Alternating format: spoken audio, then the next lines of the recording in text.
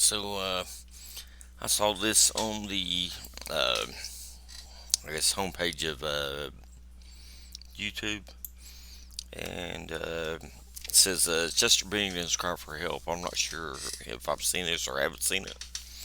Um, it's just poor Chester, man. I miss him, and I'm not alone in that.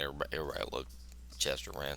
He touched a lot of people's hearts, and a lot of people are speculating who his fucking bastard of a dad is, and I'm pretty sure I know myself.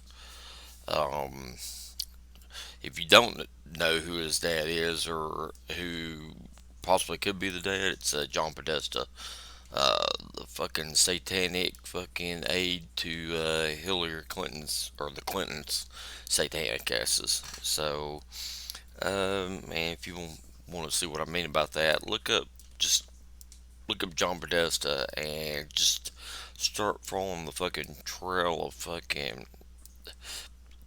If all the shit he's done is true that people are digging up on him, oh my god. Well, when you sell your soul, you ain't got nothing left to lose anyway. So I think that's what's happened to Jim Carrey though. He probably made a deal with the devil when he's younger, and now he's when you're young and struggling, you're starving. You'll do anything for to feed yourself.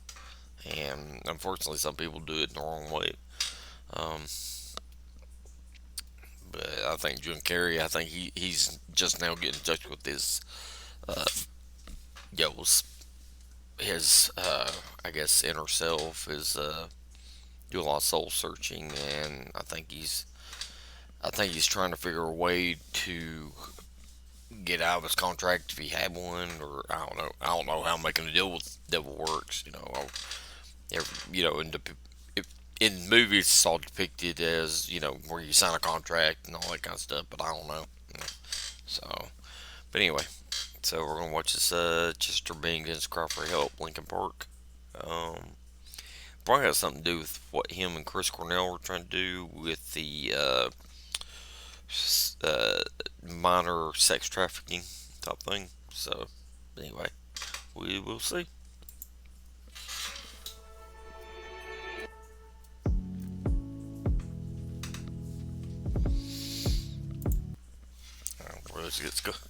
Before this gets started,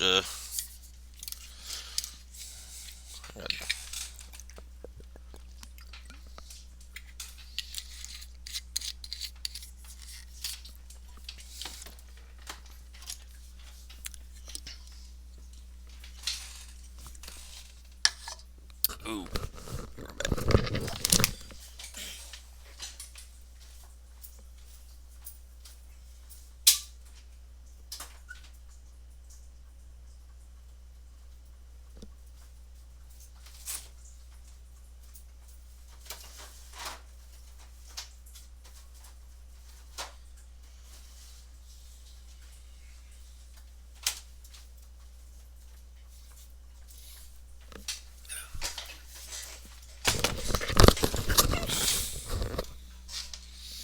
all right, sorry about that. I don't know if anybody out there can relate, but like I have a hard time with life sometimes. Right. Sometimes it's great, but a lot of times for me it's really hard. Um and no matter how I'm feeling, like I always find myself like struggling with certain patterns of behavior. I find myself like stuck in like in like the same thing that keeps repeating over and over again, and I'm just like, how am I in this? And it's that moment where you're in it and then you kind of separate yourself from that situation and you look at it and you see it for what it is, and you're able to then do something about it. Like you've now broken out of that circle, that cycle. And Is it are you kind of, because the first couple of lines on the track make me think that you are like overthinking things in your life? Is it like it could be. overanalyzing yourself? Honestly, like there's so many circumstances that for me that relate to this situation. But like, I know that for me, when I'm inside myself, when I'm in my own head, it gets this place right here, this skull between my ears. That is a bad neighborhood, and It is. I should I not agree. be in there alone. I can't be in there by What are myself. you talking about? You just It's crazy insane. man. It's crazy in here. Yeah, he ain't got a fucking. This is a bad place for me to be by myself.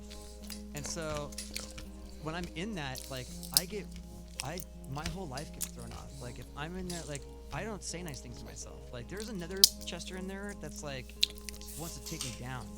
And so and I find that it could be whether it's substances or whether it's behavior or whether it's like depressive stuff or whatever it is. Like if I'm not like actively like doing getting out of myself and being with other people, like being a dad, being a husband, being a bandmate, like being a friend, helping someone out. Like if I'm out of myself, I'm great.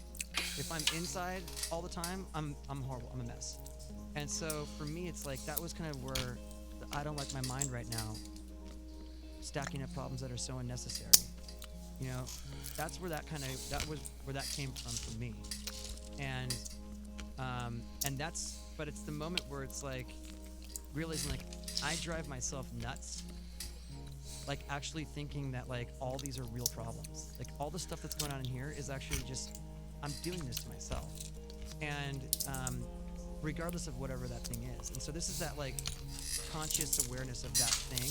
And like when you can step back and look at something, like you're actually elevating yourself consciously, like you're enlightened at that point, Right. to a certain degree. And so this is that moment of enlightenment where you go, you know, I could do something about this, and by doing it I can move forward and get unstuck from this, and then I could actually be able to, for me it's like I can live with life on life's terms. Like I can experience the whole spectrum of humanity and not want to get out of it, whether it's happiness, sadness, or whatever. Like I just want to, like when I'm in it, I just want to get out of however I'm feeling, no matter what it is. So when you wrote this song, you were clearly in that bad neighborhood in your brain. Or This time last year I was a mess, like a total wreck, you know. And like I think for a lot of people, they think like if you're successful, like all of a sudden like you get like a green, like you get like some card in the mail that says like you're gonna be totally satisfied and happy for the rest of your life. It doesn't happen like that. Like life for me happens the way it always, the only difference is I'm in Lincoln Park. Like what goes on inside my head it's always been this way for me. So when I'm not working on that, like my life gets messy. And that's kind of how the inspiration for all these songs came from, conversations about life and what was going on as friends, as husbands, as fathers, as you know, whatever, business partners. Like we were all talking about what was going on in all aspects of our lives at certain times throughout the process of this record, and we realized like, man, we've all gone through like some really crazy stuff, and we don't need to find the source of inspiration, like what's this record about. Like this is our life, you know. We always have written about our lives, and like that should just be enough. We don't need to find some new thing. Like life is always throwing these like curveballs at you, whether they're good or bad. Like it just happens. And eventually what I found is, especially with the bad stuff, because that's the stuff that I kind of lean, that's the stuff that sticks to me a little bit more, coming out at the other side and being like, man, I'm a better person because of that, or I'm more compassionate because of that, or you know, I can understand, I feel like I understand people or humanity a little bit differently because I've been through some pretty crazy stuff. And that's a positive. So finding the positive in all these things, that's what we always try to do, but we still talk about the feelings we had going through all these different circumstances.